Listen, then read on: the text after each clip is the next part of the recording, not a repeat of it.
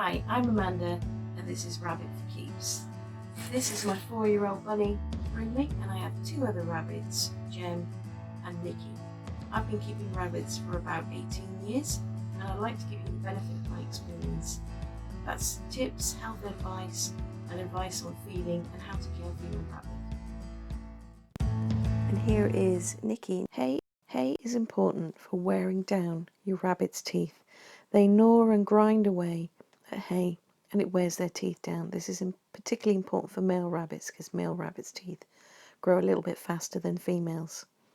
Now, there are many other foods that you can purchase for rabbits, but these are what is known as complementary foods, and indeed you'll see on the back of the packet usually will say it's a complementary food. Now, pellets are nutritious for rabbits, but they don't have the same effect on their teeth when grinding. Hay, continually grinding and gnawing hay, wears down rabbits' teeth. When it comes to gnawing, I know a lot of people say to me, well, I give my rabbits nice twigs to gnaw on and other little toys to gnaw on, but rabbits are lazy and they don't gnaw in the same way that mice and rats and gerbils do. They do it really kind of as a leisure activity some of the time. Now, this is why it's important to always have hay available. Hay is a food. They will eat the food by gnawing it and they will wear down their teeth. The hay that you get for your rabbit needs to be good quality hay.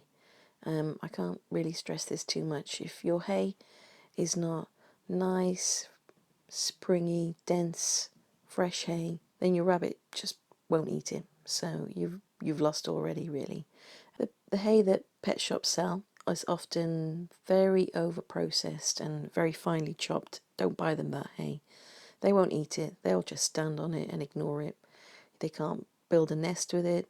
They can't sit behind it or hide behind it. It's no cover. And as I say, it needs to be fresh, under processed hay, really. I mean, if you can get hay from a farmer, that would be ideal. But if you buy a really big bag of meadow hay, and when you open it, if you can sniff it a bit, it should smell like sweet hay. It should be fresh and springy and dry. There should be no dampness or foisty smell. There should be no little animals living in it of any description. As I say, just ignore the processed hay, even if it says it's got dandelions in it and all sorts of vegetables in it. They don't really need that food adding into their hay. You can give them that separately and that will actually be better and fresher. As I say, hay is at the centre of feeding your rabbit. Now, when you feed your rabbit hay, you need to provide some kind of a hay rack, maybe on the side of the cage, or a box with holes, or something where you can stick it in and it's not directly on the floor. You need to check this every day, make sure it's got fresh hay in it. Take out some old hay if it's been hanging around for a day or two. Rabbits notice the difference between a fresh bag of hay and between hay that's been hanging around the cage. You may not think so. Yeah, it may look exactly the same, but they know the difference and they will always be more attracted to a fresh couple of handfuls of hay. So people say, why do we feed rabbits pellets when they should just eat hay? And it's true that really you should think of your rabbit as having more in common with sheep and cows and horses. They're not a true ruminant, but we'll get into that later. Pellets are really more of a convenience for their owners than the rabbits themselves. But also I think this dates back to when rabbits used to be thought of as rodents, and we used to feed rabbits mixes of seeds and cornflakes and some pellets and a whole kind of mix of things. I mean, at that time rabbits didn't used to live very long, maybe 2 years, whereas now nutrition for rabbits has improved greatly, and understanding about how rabbits eat and what they need to eat has improved hugely. And now rabbits can live up to 8-10 years, maybe. So, and all this boils down to what they eat. Rabbits have a system where they essentially, you're feeding 2 clients when you have one rabbit. You're feeding the rabbit and you're feeding the bacteria that lives in the rabbit's stomach. Now, This bacteria is crucial to the rabbit. Essentially, if this bacteria starts to die, then your rabbit is on course to dying too. This bacteria needs to be fed every day with high fibre foods, such as hay, some pellets, maybe a few vegetables, but not too many. Now, if this bacteria doesn't get the nutrition it needs, then essentially it will die and produce gas, which could result in your rabbit having a slow, painful death. When feeding rabbits pellets, you have to be careful not to give them too much. When I was last speaking to a vet, she said to me, you just need to give them a very small handful each day. Now, this is to stop them eating large amounts of pellets and not touching the hay. Now, the pellets are more tasty. They've got nice flavours in, like mint and rosemary and cranberry and all kinds of things these days. But at the end of the day, they need to eat more hay than they eat pellets. It's very important for their teeth. So, as I say, don't give them a big loaded bowl full, just give them a tiny scattering. Meadow hay is sometimes known as Timothy hay. There's also alfalfa hay and oat hay. Timothy hay is the ideal choice if you can get it. Alfalfa hay is good and oat hay is good. Alfalfa hay, you do need to be careful with that because it's quite high in protein and quite high in calcium. Protein is good, obviously. The calcium, if you've got a rabbit with tooth problems, not so good.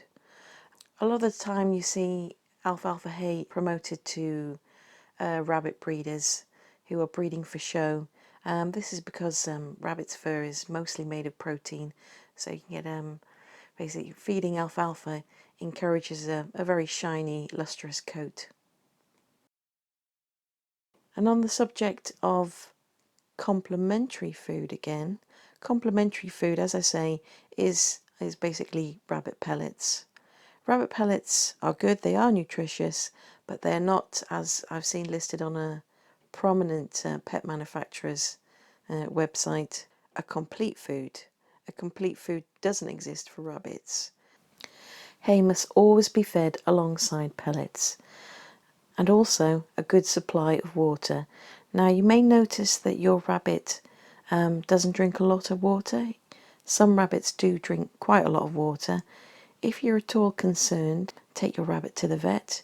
The water must be clean, so you need to have a bottle that's free of green algae. Vegetables. Now, you can feed your rabbit a wide variety of vegetables, mainly leafy green vegetables. There are a few different coloured vegetables like carrots, obviously. Now, everything you heard about carrots and rabbits is true. Rabbits are crazy about carrots. They will pretty much do anything for a carrot. And to illustrate this, here is my rabbit's plain treat ball. And basically she's eaten off all the carrot pictures from the entire ball just because she thinks it's a real carrot. Too many vegetables and your rabbits will get diarrhea.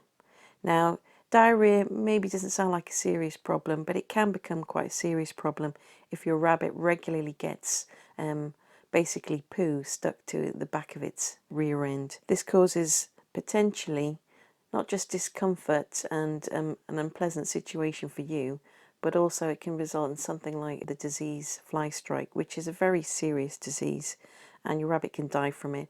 I won't go into the details of the disease because it's quite unpleasant. So vegetables should be given in small amounts, and I really do mean small amounts. Carrots, maybe a slice of a carrot a day, tops. Cabbage, things like that, leafy vegetables, maybe a leaf a day. And you've got to work with your rabbit's digestion. Now, some rabbits will cope better with more greens than others. Introduce these foods gradually, and then if you start to develop problems with fur matted with poo on the back of the rabbits or anywhere on the rabbit, then reduce these or just cut them out completely. As long as they have hay and water, these are the main things that they need. Treats for rabbits are really just carrots and vegetables. Avoid all the pet store treats, really, all that glued together cereals and compressed grass and cubes. Don't bother with that. Rabbits are very fussy. A lot of those treats, they just ignore them.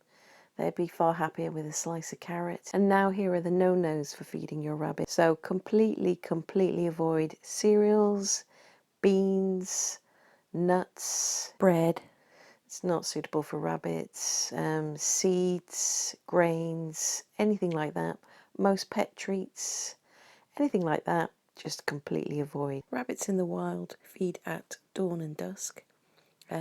Obviously your rabbit will probably eat all the time. It's interesting to note that rabbits have around 17,000 taste buds. If you compare that with humans, humans only have about 100. Now, it's not so that they can become gourmets, it's actually so that they can differentiate between thousands and thousands of different wild plants to work out which ones are toxic and which ones are safe to eat. Your pet rabbit should be able to work out the difference between poisonous and non-poisonous plants, but I wouldn't want to risk it, so always just check what they're eating, especially when they're out in the garden. Hi, this is Amanda. Thank you for watching. Subscribe if you want to see more videos of Nikki, Jem and Brindley.